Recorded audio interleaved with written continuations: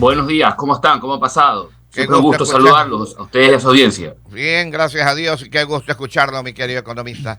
¿Cómo ve el panorama económico del Ecuador? Mire, aquí hay una pregunta, mi querido economista, antes de ver el panorama económico. Se habla de que el Ecuador internacionalmente tiene en el mundo la inflación más baja y en América Latina el primero en tener la inflación más baja.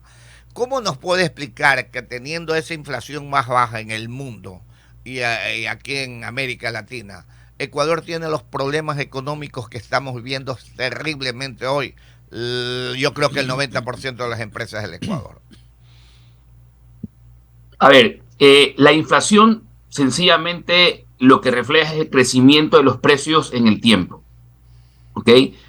Y digamos que probablemente el Ecuador no haya importado durante toda esta etapa de crecimiento de precios mundiales productos que hayan incrementado de forma importante esos precios, de tal forma que no ha importado inflación mayormente a sus costos digamos que en el día a día de las empresas o de las familias.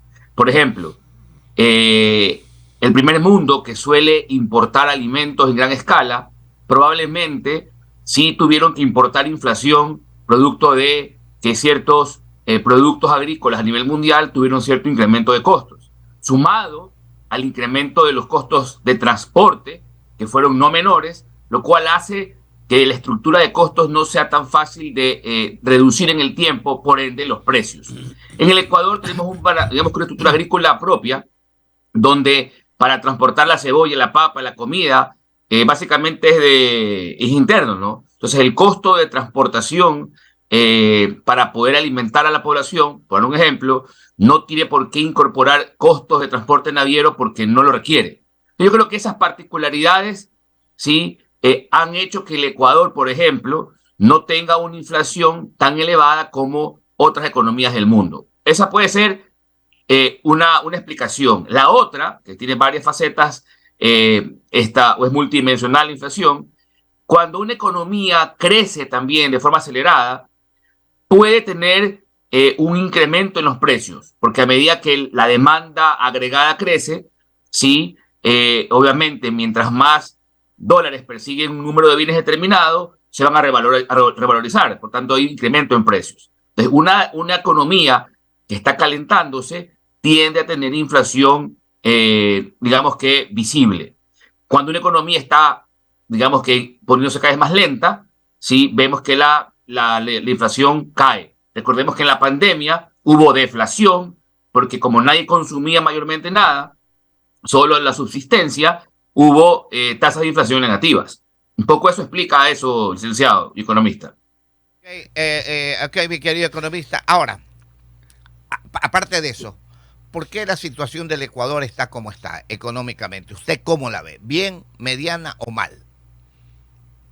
A ver, hay que ser siempre objetivos. La economía ecuatoriana en los 2 últimos años ha crecido. Es decir, el pastel ha aumentado el tamaño. Lo que sí ha ocurrido es que la velocidad con la cual está creciendo la economía cada vez es menor. ¿Ok? Entonces, en otras palabras, la economía ecuatoriana se está desacelerando. Hay crecimiento, pero el crecimiento cada vez es menor. Por tanto, la economía ecuatoriana se está desacelerando. Y obviamente, si permitimos que se siga en este ritmo, ¿sí? Llega un momento en que la economía puede no crecer. Es decir, un carro, usted lo prende en loma, ¿sí? Digamos que lo deja en neutro, mientras baja la loma va acelerado. Cuando ya empieza a coger el plano, empieza gradualmente a desacelerarse hasta que no se mueve, porque no va a ninguna velocidad, se detiene. Acá puede pasar lo mismo si la política económica no va en línea con esa visión de tratar de mantener que este carro llamado Ecuador en su economía, sí, se mantenga siempre acelerado. Ahora, ¿qué hacer para no desacelerar, mantener la aceleración? Para eso se requiere que en la economía ingrese en términos netos siempre más dólares. Es decir, la economía siempre ingresa en dólares y sale en dólares. Por ejemplo, la exportación es una fuente importante de ingresos de dólares y las importaciones eran una fuente importante de salida de dólares. En ese neto, siempre es importante que sea positivo y creciente. ¿Por qué?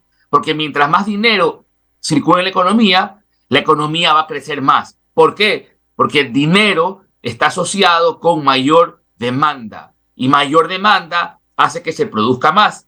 Se produce más, el PIB crece y la economía crece. Entonces, hay que hacer que mayor cantidad de dólares en términos netos ingresen al país. Esa es una alternativa, la ideal.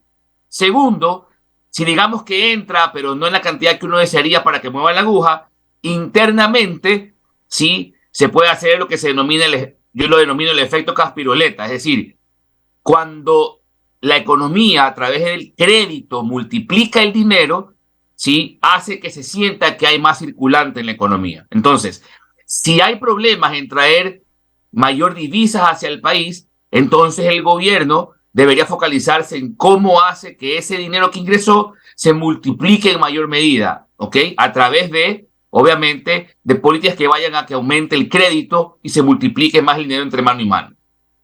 Ahora, 18 minutos para las 8 de la mañana, 18 para las 8, es una gran verdad. ¿Hasta dónde nos está apoyando el poco ingreso en dólares que tendríamos para poder equilibrar la economía? La parte agrícola. A ver, siempre el Ecuador ha sido un exportador primario, ¿sí? Por tanto, la parte agrícola siempre ha marcado una parte importante en el ingreso de divisas producto de exportaciones privadas, ¿ok? Ejemplo, la sector acuícola es parte de toda esta gran familia de agricultura y acuacultura. Está el banano, está el café, están las flores. Siempre han sido importantes, ¿ok? Pero, y esto es algo que siempre lo digo porque en realidad es lo que es, pero los flujos, los ciclos de la economía ecuatoriana, su aceleración, sus frenos, sus caídas, se explican mayormente por cómo se mueve el precio del petróleo. Así es sencillo.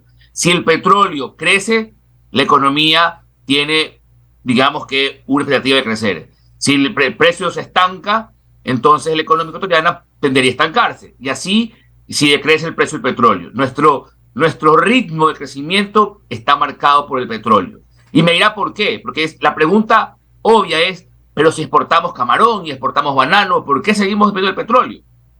Porque si uno analiza la balanza comercial, es decir, lo que se exporta menos lo que se importa del petróleo y lo que se exporta y se importa privadamente, donde ahí está el banano, camarón y todo lo demás, vemos que la balanza comercial privada usualmente es deficitaria, negativa, o pequeñamente positiva. La que casi siempre es abrumadoramente positiva es la petrolera. Por eso, la balanza comercial petrolera es la que mueve la aguja respecto de cuánta cantidad de dólares entra realmente al país. Por ende, cuando cae el precio del petróleo, esa balanza se desestabiliza y por tanto el flujo total que ingresa también. Esa es la explicación sencilla, sin mucha bolita de cristal, y por eso cuando yo hablo con los empresarios, licenciados, y con toda la sociedad en general a través de estas entrevistas, por ejemplo, yo les digo, el termómetro de la economía ecuatoriana es el precio del petróleo. Okay. Y más o menos, por ciertos estudios que yo he hecho, si hay una perturbación importante del precio del petróleo, digamos que hay un incremento brutal hoy, si ese efecto se ve reflejado en la economía en el lapso de 3 meses.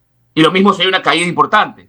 Eso se ve reflejado en la economía luego de 3 meses, en promedio. Okay. Entonces, además del impacto, también yo siempre les brindo esta regla, ¿no? La temporalidad de cuándo ver esto reflejado en la economía para tomar decisiones importantes a nivel empresarial. Pero la economía ecuatoriana es sencilla y le hemos explicado para todos los oyentes de esta forma, para que sepan que la única forma de que la economía, digamos que ya no sea tan dependiente del petróleo, es creando un músculo tan fuerte como el petróleo, ¿sí? Que nos permita balancear el riesgo, ¿no? Diversificar el riesgo.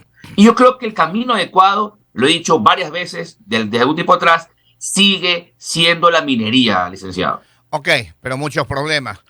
Muchos problemas sean en la minería. Pero mire, hablando del petróleo, 14 minutos para las 8 de la mañana, podemos hablar de minería después. Pero ahí hay un problema, 14 para las 8.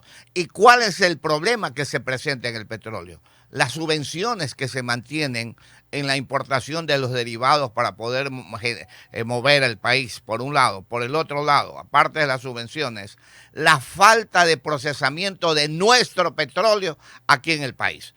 En el gobierno del presidente Moreno ya estaban listos 2.500 millones de empresa privada para rehabilitar la refinería de Esmeraldas.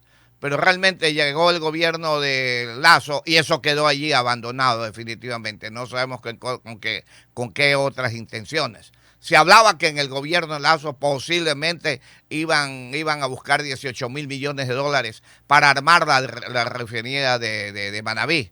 Pero ¿hasta dónde a nosotros nos ayudaría que una empresa privada rehabilite Esmeraldas y realmente baje esa suspensión a los derivados del petróleo aquí en el país? A ver, si me preguntan a mí, yo pondría más el énfasis en que empresas privadas exploren más campos petroleros, porque si vemos que, digamos, que el barril de petróleo es que nos ayuda a mantener la casa tranquila, sí, creería yo que mientras mayor producción tengamos, sí, tanto más estabilidad tendremos del ingreso. Yo comprendo también la refinería, nos ayuda un poco a compensar el hecho primero de no importar tanto combustible refinado y complementar la demanda local con una producción interna, ¿sí? Y así, digamos que reducimos este costo de oportunidad de tener que importar las gasolinas ya, digamos que procesadas, pero creo que más relevante sería invertir en exploración de futuros campos para una luego explotación adecuada de estos y poder recuperar más ingresos por estos barriles exportados que puedan obtener de estos futuros campos, ¿no? Creo que si me preguntan dónde pondría más énfasis, yo me iría más por lo segundo, licenciado, porque eso es a la vena, va al flujo primario de divisas que hoy requerimos en el país. Ya, ok, va a las venas, perfecto, como en otros temas, 12 minutos para las 8 de la mañana. Pero ¿qué ocurre? Tenemos a las venas ese ingreso petrolero, pero seguimos subvencionando los derivados del petróleo. ¿Por qué no mejorar la refinería si hay empresas privadas que también quieren mejorar la refinería paralelamente a lo que se puede hacer con las exploraciones? Sí, sí, sí, sí, sí. O sea, por eso digo, yo no digo que es 1 y 0, ambos son relevantes. Sí, quizás en temas de temporalidad, yo primero me iría por la exploración de los campos, pero sí, lo que usted dice es muy cierto, porque de hecho, al momento en el cual esa refinería está ya trabajando, va a producir derivados que servirán para un autoconsumo local, lo cual ayuda a administrar el subsidio que hoy tiene el Ecuador en sus combustibles, ¿no? Definitivamente que es así, licenciado. Los dos caminos son los ideales. No estoy tan seguro si por temas ya de, digamos que, preceptos ya mayores a nivel legal, institucionalidades, pero sobre todo, se pueda esto dar en concesión a que lo opere algún privado. Me parece que aquí lo que podría ser alianza público-privada, pero siempre a mí me da eso cierto escepticismo, porque en la práctica vemos que son pocos casos los que se han dado de esa forma. Sería lo ideal, pero no sé hasta qué punto sea viable financieramente para un privado vía APP o legalmente dar en concesión esto a un privado por los preceptos legales. Pero en concepto, sí, deberíamos buscar también, como usted bien lo menciona, complementar el explorar nuevos campos petroleros con reactivar esta refinería para poder, de alguna manera, compensar el costo económico del subsidio del combustible internamente, ¿no? Hablando de la inyección a la avena, según ustedes, el petróleo, ¿no es cierto?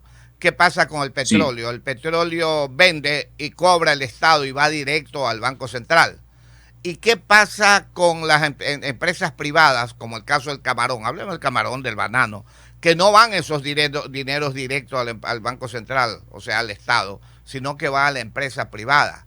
¿Realmente eso perjudica al Ecuador, beneficia a los privados? Más o menos, ¿cómo es la situación? No, yo creo que son aguas separadas, ¿no? Los privados siempre tienen muy claro dónde y cómo colocar su dinero, ¿sí? Evidentemente, el giro propio de sus negocios, de su expansión, hace que estos ingresos de dólares que ellos perciben, ¿sí? Los puedan reinvertir y eso genera toda una escalada importante a nivel económico de largo plazo, o el simple hecho que reposen en las cuentas bancarias locales permite que la base, o sea, sobre el cual pueda la banca dar créditos aumente y por tanto hay un crecimiento también del dinero y que es la economía. Es decir, son aguas separadas. Lo relevante del petróleo para efectos digamos que de la economía como tal, es que digamos que el gobierno no es una persona privada, por tanto, no es que tiene un bolsillo particular. Todo es el concepto global, no es que solo es este gobierno. Todo gobierno gasta. Entonces, el ingreso que llega al país, proveniente del petróleo, se riega a toda la economía. Entonces, sobre todo a través de sus contratos cuando paga proveedores, a través de los sueldos y salarios. Entonces, el consumo de la economía aumenta y todos los que venden localmente también deciden prender más máquinas para poder dar de comer a toda esa demanda que se genera, pues, ¿no? Ahora, Entonces, son hay una comentarios. situación. Los importadores pagan sus impuestos también y eso beneficia al Estado. Es correcto, es correcto. Por eso, cuando hay impuestos, si bien es un recurso que sale del bolsillo de los privados, de nosotros, ese recurso al final es llevado nuevamente al mismo espacio. Capaz no nos regresa a nosotros, pero sí va vía obra pública, Así es. vía bonos de Economista, desarrollo humano mire, a la economía, ¿no? faltan 7 minutos para las 8, se nos vino el tiempo corto con el economista Juan Carlos Jácome, experto económico. Yo le hago una pregunta. Ingresa Cuénteme. plata al país y el país gasta plata en empresas que realmente no generan nada. Vamos una, el Consejo Nacional de Telecomunicaciones, el de la CNT, la misma empresa eléctrica del Ecuador no genera nada. ¿Qué pasaría si esas empresas, vamos a tomar el ejemplo y el modelo de Estados Unidos, pasaran a manos privadas y simplemente pagaran impuestos al Estado? ¿Cambiaría el Ecuador definitivamente su forma económica o nos hundiríamos más? ¿Mejoraríamos o nos A hundiríamos ver, más? voy a ser súper neutral en la opinión. Económicamente, probablemente ganaríamos una regalía por las ganancias que esa empresa genere, ¿ok? Porque digamos que viene la empresa, yo qué sé, arroba SA Inc. de Estados Unidos y opera CNT, entonces CNT ganará una utilidad y como es una especie de concesión, sobre esa utilidad le paga al Estado un margen y el Estado percibe ese ingreso, ¿sí? Digamos que es un ingreso adicional, digamos que sean 50 millones de dólares, 100 millones de dólares al año, lo puede regar nuevamente a la economía, ¿ok? Entonces, el beneficio económico de esa operación son esos dólares adicionales que producto de esa regalía percibe el Estado y lo puede regar en la economía. Porque de hecho, ¿sí? Ya lo otro que inclusive ineficientemente ya gasta, ¿sí? Ya se convierte en un efecto económico tangible, porque todos los que ganan un sueldo o salario, o todo el contratista que gana un valor por lo que vende como servicio, ya es recurso que está regado en la economía. No sé si me explico. ¿Ok? Entonces, el único beneficio de la concesión, sí, es que tengamos una empresa que trabaje más eficientemente, que gane utilidades, que perciba yo esa utilidad, pero en la economía global, el beneficio es ese margen adicional que yo puedo como Estado meter más en mi gasto, que al final va a beneficiar a toda la economía porque van a poder consumir más y demandar más y hacer todo el ciclo virtuoso. O sea, que para ¿Ok? usted, ¿qué es mejor? Eso es. Para usted, ¿Cómo? para usted, ¿qué es mejor? Que maneje Para mí es mejor que cuando hay un ingreso nuevo en el que percibe el Estado, ese ingreso quede en la economía y no se mande a guardar en la reserva. Ya, pero, eso es lo mejor, licenciado. Ya, perfecto. Pero nosotros en este momento deberíamos seguir con el modelo que tenemos, el Estado empresario. A ver, yo creo que deberíamos estar donde debemos estar. Y la respuesta es esta. En todo mercado donde exista un oligopolio privado y estemos en este momento, creo que debemos mantenernos. ¿Okay? Perfecto, pero porque tácitamente somos un regulador. Pero ahí viene una situación. ¿De qué sirve el oligopolio en nuestro país estatal? Que el Estado tiene que ser uno que dirige el país, más no ser empresario. ¿De qué nos sirve un CNT, por ejemplo, que en estos momentos está quebrado y el Estado tiene que mantener a tantos empleados? Si el Estado no mantendría esos empleados de CNT, por decir una empresa, y la empresa eléctrica, ¿cuánto se ahorraría anualmente el Estado en esos empleados que pasarían a la empresa privada? Y la empresa privada estaría generando para el Estado un valor mensual que hoy no lo recibe, sino que lo pierde. A ver, la pregunta no es tan sencilla de responder, porque en esa traslación que usted menciona, probablemente existan mucho desempleo, porque no todo el empleo que tiene hoy SNT lo absorbería la empresa privada. Uno, que ya es una pérdida social. Dos, habría que ver si es que ese dinero que se ahorra el Estado permitiría crear con su gasto las plazas que se perderían. Entonces, ese análisis no lo podemos hacer, digamos que en 20 minutos, pero ese es el análisis que va a hacer un Estado y un gobierno, licenciado. Saber cuál es el costo de oportunidad de esto, porque al final, más allá de las finanzas de una empresa, es una economía que tiene que ver, no solo la empresa específicamente. Obviamente, yo comparto con usted, si es un hueco negro que hace que todos los años tenga que quemar billete en esa empresa, el Estado, ahí sí habría que pensarlo, como en su momento fue TAME. Sí, pero por ejemplo, el Banco del Pacífico, salvo el año de la pandemia, generó siempre en promedio, durante los últimos probablemente 5 o 6 años, 100 millones cada año de utilidad. Ahí, por ejemplo, ¿por qué hay que vender el Banco Pacífico? Entonces, hay dos versiones del mismo concepto. Una que va bien y una que no va bien. Entonces, el problema para mí no es el concepto, licenciado. Para mí, obviamente, son los malos administradores. Pero el Pacífico es un banco que en esta época y en las anteriores daba 100 millones en promedio de utilidades. ¿Y ahora? Así, la dio este año también, ¿qué pasó? Ya, entonces, sea que está mal de que se vende el Pacífico. O sea, la pregunta es, ¿qué ganamos vendiéndolo? Ya, y siendo estatal ha mejorado, comparado a CNT, por ejemplo, comparado a CENEL.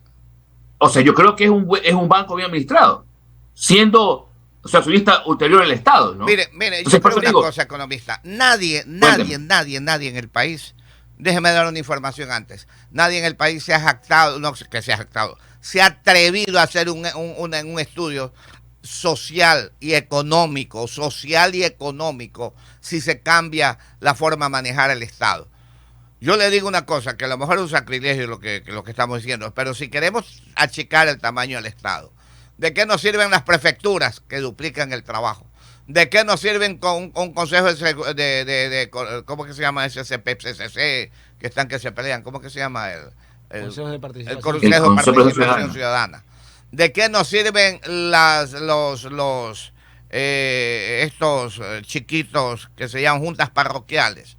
Y una serie de cosas que lo único que se ha hecho es hacer grande el tamaño del Estado. Y trabajamos y que el Estado recibe impuestos simplemente para pagar a trabajadores, y cada día hacemos más y más grande el Estado. Es verdad que hay otras formas que la gente también puede subsistir y vivir, pero no solamente el Estado. Entonces, contra ese concepto que nosotros estamos, ¿no es cierto? Y ver qué se puede hacer un estudio y decir esto sería lo óptimo. Pero déjeme dar una información, si me permite, por favor. 8 puntos. Hay un informe borrador, esto es de conocimiento. La Comisión de Fiscalización de la Asamblea Nacional no recomienda el enjuiciamiento político al presidente Guillermo Lasso. Lo dijo Fernando Valdivieso esta mañana. Atención, este sábado se pondrá en conocimiento de los miembros de la comisión. Hay un borrador ya, y en el borrador en estos momentos no se recomienda la fiscalización. El informe borrador de la Comisión de Fiscalización de la Asamblea de Ecuador no recomienda el enjuiciamiento político al presidente Guillermo Lasso. Lo dijo Fernando Villavicencio esta mañana. Este sábado se pondrá en conocimiento de los miembros de la comisión. Lo dijo en Teleamazonas esta mañana, ¿cómo se llama? Fernando Villavicencio.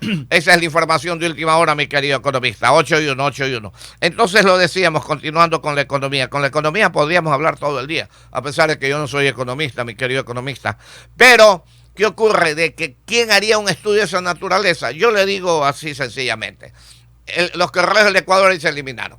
Se elimina CNT, CNEL, se elimina consejos provinciales, Consejo de Participación Ciudadana, ¿qué más? Las juntas parroquiales. ¿Qué hacen las juntas parroquiales? Todas estas duplican el trabajo de una alcaldía. La prefectura duplica el trabajo de las alcaldías también, y así sucesivamente. Y alguna otra institución que no me acuerdo en estos momentos.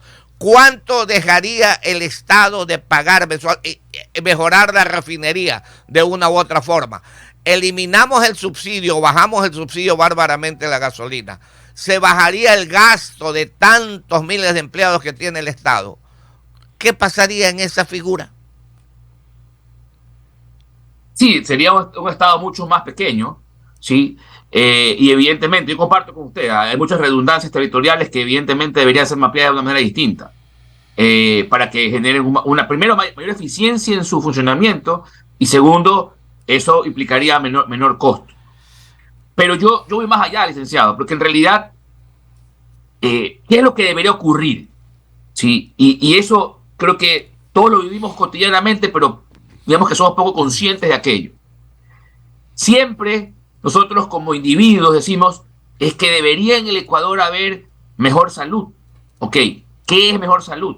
Cada quien debería transcribir individualmente cómo ve al Estado que le provea las cosas, si es que la ve, pues, ¿no? La educación, la salud, la seguridad, ok. Y luego, conjuntamente, colectivamente, definir entonces cómo debe ser el Estado configurado, qué debería proveerme el Estado y qué no. Si yo ya sé qué me debe proveer el Estado, soy una cuenta, pues. Ya se puede al menos hacer una estructura de costos para saber cuánto cuesta darle a los ecuatorianos lo que ellos buscan, ¿ok? Y si eso nos cuesta, pues bueno, y como somos un ente colectivo, ¿cómo lo financiamos conjuntamente? Sino que a veces yo pienso, licenciado, que el ecuatoriano quiere todo, quiere vivir como se vive en Alemania, en Luxemburgo, en Suecia y Noruega, pero no quiere aflojar de un billete. Entonces, es que es la verdad, pues. Entonces, ¿cómo se vive como en Alemania, en Luxemburgo, Bélgica, Noruega o Suecia, si nadie quiere dar nada? Es que ese es el punto inicial de partida. ¿Cómo se vive en Grecia en estos momentos? Se come bien, no sé qué más. ¿Sí ha ido a Grecia? No he ido, pero sé que se come bien. Ya, por allá voy a estar. Bueno, mi querido economista, realmente es importantísimo. Tenemos más preguntas, pero el tiempo se nos vino corto. Por eso le digo, primero para que le quede al oyente, la economía ecuatoriana se mueve al ritmo del precio del petróleo, no hay más. 2, si queremos buscar más estabilidad, o debemos explorar más campos petroleros, o definitivamente abrir la minería sí o sí. Lo que hablábamos ahora del tema de cuál debe ser el rol del Estado como empresario, yo diría realmente hay que analizar a fondo, porque si le damos luces que el Pacífico ha hecho, por ejemplo, una buena función en el mercado bancario, dando utilidades y siendo un regulador tácito, si capaz el problema no sea el concepto, sino cómo se administran los otros negocios. Y por último, para cerrar y que tenga claro el oyente, si queremos un Estado que nos provea de ciertas cosas, ¿cuánto estamos dispuestos a dar a cambio para poder financiarlo?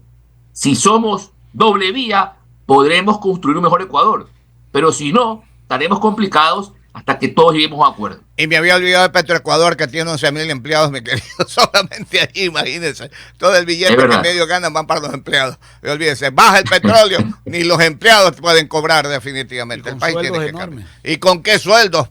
Que dije, porque saben de petróleo. 8-5, muy bien, mi querido economista Juan Carlos Jácome, en otro momento lo volvemos a llamar. Se cuidan mucho. Gracias a usted. El economista Juan Carlos Jácome, experto económico, conversaba con nosotros en esta mañana.